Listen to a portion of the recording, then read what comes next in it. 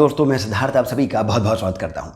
कलयुग के बारे में कहा जाता है कलौ चंडी विनायकौ, अर्थात ये कि कलयुग में चंडी और विनायक इनकी पूजा, इनकी अर्चना, जप, साधना, यज्ञ इत्यादि विशेष फल प्रदान करते हैं, अति शीघ्र फल प्रदान करते हैं।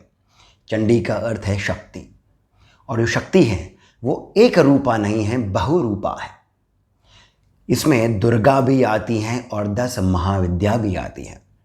और जब हम बात करते हैं महाविद्याओं की, तो इनमें से एक महाविद्या ऐसी हैं जिनके बारे में भी ये कहा जाता है कि कलयुग में ऐसी महाविद्या और कोई नहीं है। कलयुग में ये महाविद्या विशेष रूप से फलदायी हैं। इनकी अर्चना, इनका जप आपको त्वरित फल देता है, और ये महाविद्या है देवी बगलामुखी। वैसे तो जो आप 10 महाविद्याओं का स्वरूप देखते हैं वो अपने आप में बहुत ही विचित्र है। देवी काली, घोरा है, घोर रूपा है, नरमुंडों की माला पहनती हैं, उनकी जीवा बाहर लटकती है। छिन्नमस्ता, उनका तो मस्तक ही नहीं है। उसी प्रकार से बगलामुखी को जब आप देखते हैं तो वे भी कुछ विशेष मुद्रा लिए होती हैं। अपने एक हाथ से किसी एक असुर की जीवा पकड़े होती हैं और दूसरे हाथ में उनकी एक गदा होती है।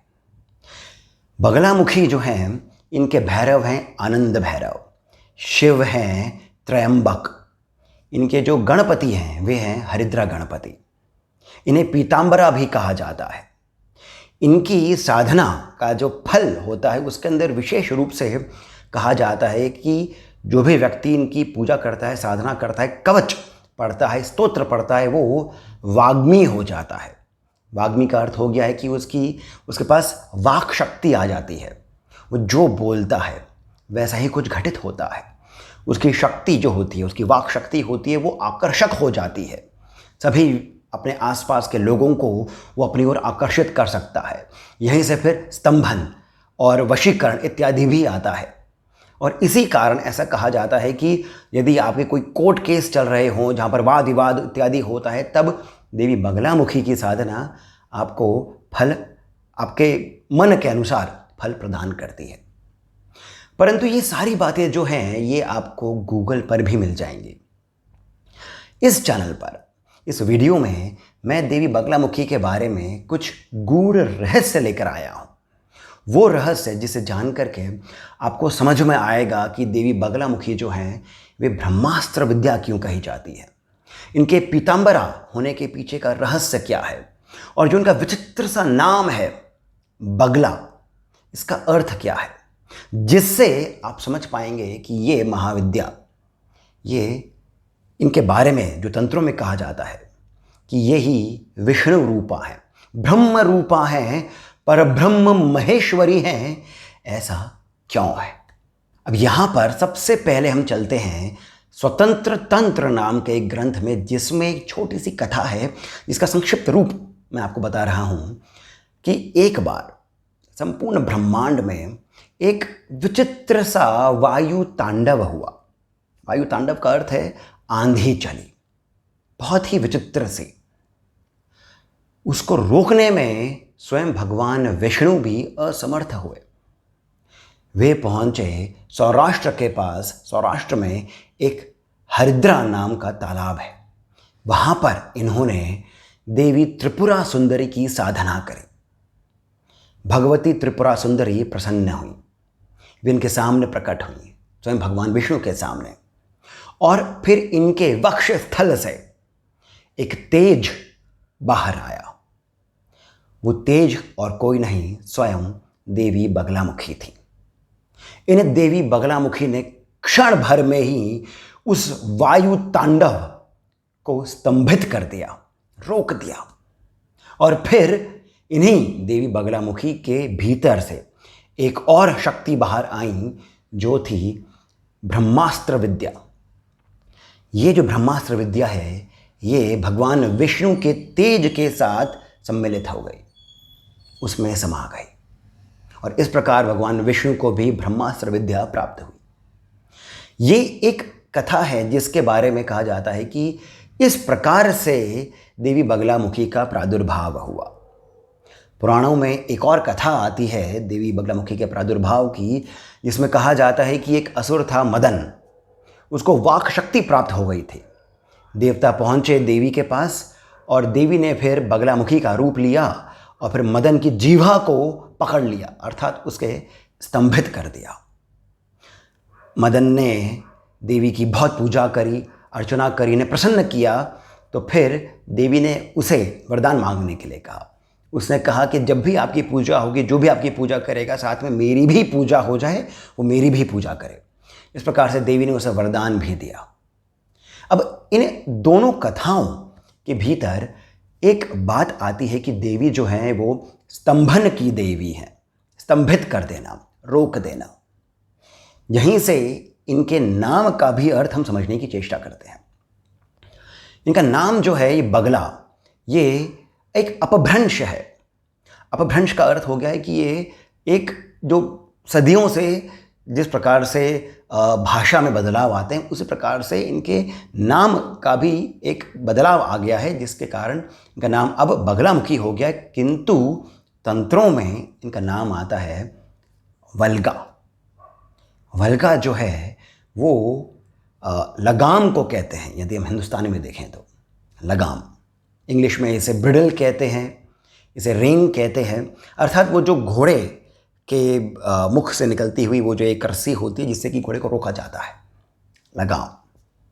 इसी कारण ये स्तंभन की भी देवी है, वल्गा। यहाँ पर हम चलते हैं वेदों पर भी। वेदों में भी देवी के बारे में बात हुई है। यजुर्वेद में एक छोटे सा प्रसंग जो आता है वो ये है कि देवताओं और दानवों, असुरों का युद्ध हो रहा था। असुर जो हैं वे हारने लगे। भागते हुए उन्होंने अपने अस्त्र शस्त्र तो छोड़ ही दिए, साथ ही साथ में धरती के भीतर अस्थि, नख, केश इत्यादि भी ये छुपाते चले गए। ये सभी वे प्रयोग करना चाहते थे अभिचार के लिए। अभिचार जो है ये षटकर्मों में आता है। अभिचार एक तांत्रिक विधि है जिससे कि अपने शत्रु पर हम विजय प्राप्त कर सकते हैं। एक तरीके से ये बैड ओमन जो कहते हैं वो होता है, जिससे कि शत्रु के साथ में बुरी चीज़ें होनी आरंभ होती हैं। इसे ही वाल कहा गया है, वालगहा कहा गया है, क्योंकि जो देवी बगलामुखी हैं वे इन सभी के जो दुष्प्रभाव होते हैं उन्हें ये शांत करती हैं। इसी कारण देवी का एक और नाम है वालगहन। और फिर यहीं से धीरे धीरे करके अपभ्रंश होता गया और फिर इनका नाम हुआ बगलामुखी। वल्गा से तो हमें अर्थ समझ में आ गया है कि वल्गा का अर्थ हो गया है लगाम। इसे संस्कृत में हम कहते हैं निग्रह। यहाँ से आपको इसका थोड़ा और गहरा अर्थ समझ में आएगा। निग्रह का अर्थ हो गया है रोक करके रखना। परंतु मुखी का अर्थ क्या है? क्या इनका मुख ऐसा है? मुखी का जो संस्कृत में अर्थ आता है देवी बगलामुखी के कॉन्टेक्स्ट में वो होता है कि जो बाहर निकल रहा हो, जो बाहर की ओर निकले। अर्थात ये कि जो ये देवी हैं ये वाक की देवी हैं, वाक शक्ति की देवी हैं। उसके कारण जो भी प्रभाव हो सकते हैं, वो दुष्प्रभाव हो, वो शुभ प्रभाव हो, उसको ये अपने कंट्रोल में रखती हैं, उसकी अधिष्ठात्री देवी होती है। यही बगलामुखी नाम का अर्थ है। और अब हम चलते हैं इसके एक और गहरे अर्थ की ओर, जो तंत्रों के अंदर बहुत गूढ़ रूप से बताया गया है। हमने बात करी है वाक की, परंतु जो ये वाक है ये क्या है? ये वैखरी ही होती है। वैखरी का अर्थ हो गया है कि जब इस सृष्टि की रचना हुई तो परब्रह्म से एक शब्द निकला, नाद। उसी से फिर ध्वनि आई, उसके कंपन से ध्वनि आई, और वहीं से फिर जो 4 स्तर होते हैं वाक के वो आए। अर्थात ये परा, फिर पश्यंती, फिर मध्यमा और फिर वैखरी। वैखरी का अर्थ है जो बिखर जाता है। ब्रह्मदेव ने सृष्टि की जो रचना करी वो इसी नाद के साथ करी, इसी वाइब्रेशन के साथ करी, शब्दों से करी। परा पश्यन्ति मध्यमा वैखरी, इच्छा ज्ञान क्रिया शक्ति, पर ब्रह्म की ही इच्छा शक्ति, पर ब्रह्म की ही ज्ञान शक्ति, और फिर बाद में पर ब्रह्म की ही क्रिया शक्ति से ये संपूर्ण सृष्टि बनी है, इसका सृजन हुआ है। देवी बगलामुखी वाक की ही देवी है और इसी कारण ये ब्रह्मांड की शक्ति हैं, ब्रह्मांडीय शक्ति हैं, ये ब्रह्मास्त्र विद्या इसी कारण कही जाती है। परंतु अब यहाँ पर हम एक और बात करते हैं जो वाक के साथ में जुड़ी है। हमारे शरीर के भीतर जो प्राण चल रहे हैं, जो इस वायु से आते हैं, इस पवन से जो आते हैं, ये जो प्राण है, इसकी विभिन्न तरंगे हैं।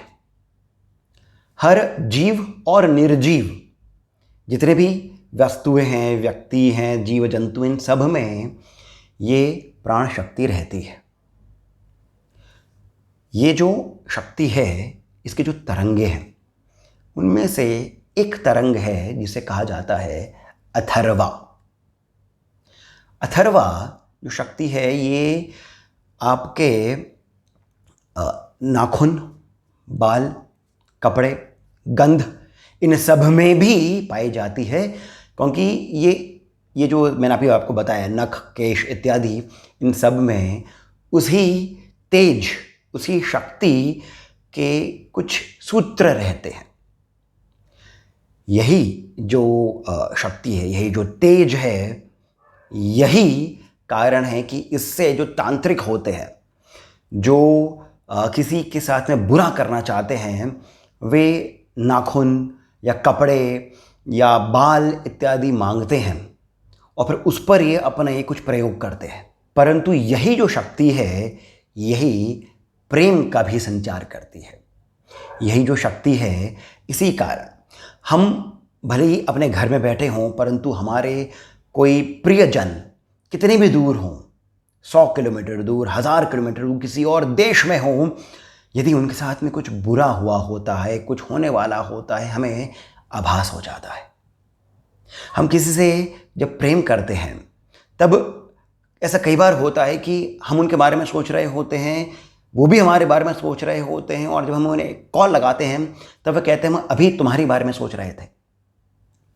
यही वो तरंग है, यही वो तेज है, इसी को अथर्वा कहा जाता है। ये विशेष रूप से आपकी उंगलियों, नेत्रों और भ्रमरांध्र, इसमें से ये तरंगे निकलती रहती हैं। हृदय से भी ये तरंगे निकलती रहती हैं। अब ये जो तरंगे निकल रही हैं, इसका संचालन, इसका जो प्रसार है, प्रसारण है, ये वात के ही द्वारा हो रहा है। वात, वायु, पवन, इसी के ही द्वारा ये पूरा संचार हो रहा है। जो तरंगे हैं, इसी को दूसरे व्यक्ति तक, जीव तक, जंतु तक जो लेकर के जा रही है, वो यही वात है, वायु है। अब हम चलते हैं हमारी पहली कथा पर, जहाँ पर हम बात कर रहे थे भगवान विष्णु की। वो जो वायु तांडव हुआ था, ये जो वायु तांडव है, यही वात क्षोभ कहा जाता है तंत्र में। वात क्षोभ, क्षोभ जो है, वात का अर्थ हमें पता है, क्षोभ का अर्थ हो गया है किसी प्रकार का एक विकार। कोई एक चीज़ संचालित है, उसमें एक संयम है, उसमें एक बैलेंस है, परंतु जब उसमें कुछ विकार आ जाए, उसी को क्षोभ कहा गया है। तंत्र में क्षोभ को ही बताया गया है कि यही सृष्टि के सृजन, सृष्टि की उत्पत्ति का कारण है।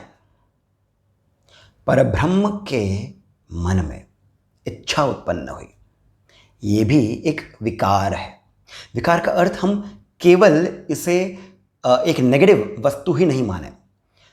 जो भी मैंने जैसे आपको बताया, बैलेंस है, कोई चीज़ अपने एक स्टेबल फॉर्म में है, उसमें कुछ चेंज आ जाए, ये विकार हो गया।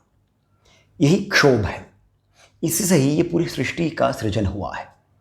जब हम बात करते हैं वात क्षोभ की, तो वात क्षोभ को, या अर्थात ये कि हमारी जो ये तरंगे हैं इसमें कुछ विकार आ जाए, वायु के साथ में कोई विकार आ जाए, वायु के कारण कोई विकार आ जाए। वायु का अर्थ हो गया प्राण शक्ति, पवन, वायु, यही प्राण है। जो प्राण है इसी से हमारा मन भी संचालित है। प्राण है तो हम है तो मन है। और ये सभी मैं अपने मन से नहीं कह रहा हूँ, यही तंत्रों में कहा गया है।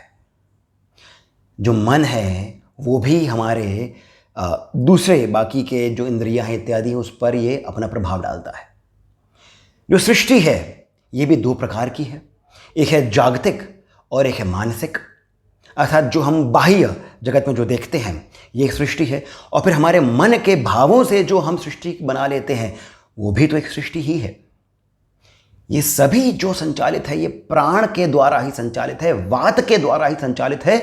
और जब इसमें कुछ क्षोभ आ जाता है उसको जो निग्रह करके रखे वही देवी बगलामुखी है। ये वही देवी हैं जिन्होंने भगवान विष्णु के उस क्षोभ का निवारण किया था। वायु, मैंने आपको बताया, वायु का तांडव जो हो रहा था उसे स्तंभित करके, स्तंभन भी जो है ये वही है जो आपके क्षोभ को रोक दे, उस पर कंट्रोल कर ले, उसका निग्रह कर ले। इसी कारण देवी बगलामुखी के बारे में कहा जाता है कि यही वाराही हैं, यही कमला हैं, यही भैरवी हैं, यही भद्रकाली हैं, काली भी यही हैं, त्रिपुरा भी यही हैं और कामेशी भी यही हैं। इसी कारण देवी बगलामुखी के बारे में इन्हें ब्रह्म विद्या कहा गया है, इन्हें ब्रह्म रूपा कहा गया है, विष्णु रूपा, परम माहेश्वरी कहा गया है, क्योंकि यही वो देवी हैं जो इस पूरे सृष्टि को निग्रह करके रखती है। इनका जो पीला रंग है इसका भी एक ज्ञान है। पीला रंग, जब हम बात करते हैं साइंस ऑफ कलर्स की, तो जो रंग है उनकी भी तरंगे उठती है, उनका भी प्रभाव हम सभी पर पड़ता है। पीला रंग जो है ये गति दर्शाता है। पीला रंग जो है यही गति है, यही वात का भी रंग है, वायु का भी जो रंग है वो भी यही है आयुर्वेद की दृष्टि से यदि आप इसे देखेंगे तो। इसी कारण देवी का जो सभी जितने भी अनुष्ठान होते हैं ये सभी पीले वस्त्रों के साथ, पीले पुष्पों के साथ, हरिद्रा की माला के साथ करे जाते हैं। देवी बगलामुखी संपूर्ण महाविद्याओं का सार भी कही जाती है। और इसी कारण यदि आप देवी त्रिपुरा सुंदरी की साधना कर रहे हों या फिर देवी कमला की, महाकाली की या फिर मातंगी की, इन सभी को आप देवी बगलामुखी में देख सकते हैं। और देवी बगलामुखी को ही आप इन सब में भी देख सकते हैं। इनकी मानस पूजा भी होती है जिसका मंत्र आप अभी अपने स्क्रीन पर देख रहे हैं। मानस पूजा के साथ साथ इनका जो ध्यान होता है वो भ्रमरांध्र पर ही होता है। अर्थात कि यहाँ पर अपने भ्रमरांध्र पर आप ध्यान लगा करके देवी बगलामुखी की मानस पूजा ही यदि कर लेते हैं तब इससे आप वाग्मी हो जाते हैं, आपके सभी शत्रुओं का नाश हो जाता है, साथ ही साथ सौभाग्यशाली हो जाते हैं आप। आपको यदि धन की कमी है तो वो भी पूरी हो जाती है। सभी प्रकार के रोग दोष का निवारण करती है ये देवी। आपके भीतर से भय को भी ये देवी निकाल देती है। इन देवी के परम साधकों में से ऋषि दुर्वासा का भी नाम आता है। तो दोस्तों, आशा करता हूं कि देवी बगलामुखी का जो ये रहस्य मैंने आपको बताया है अथर्वा के रूप में, कि किस प्रकार देवी जो हैं पूरे संसार को निग्रह में रखती हैं, उसका निग्रह करके रखती हैं, और किस प्रकार जितने भी षटकर्म होते हैं, अभिचार, मारण, मोहन, वशीकरण इत्यादि, ये भी किस प्रकार से होते हैं। और इसी कारण देवी बगलामुखी जो हैं बहुत ही लाभकारी हैं, विशेषकर आज के युग में। आशा करता हूँ कि आपको ये सभी बातें सुंदर लगी होंगी, लाभदायक लगी होंगी। यदि ऐसा है तो कृपया करके इस वीडियो को आप लाइक अवश्य करिए, हमें सब्सक्राइब करना नहीं भूलें, और कमेंट सेक्शन में जो पहला कमेंट पिन है वहाँ से पेटीएम, जीपे इत्यादि के माध्यम से जितना मन में हो उतना आप हमें शीर्ष सहयोग भी प्रदान करें। इसके साथ मैं सिद्धार्थ अब आप सभी से जाने की अनुमति लेता हूँ। धन्यवाद।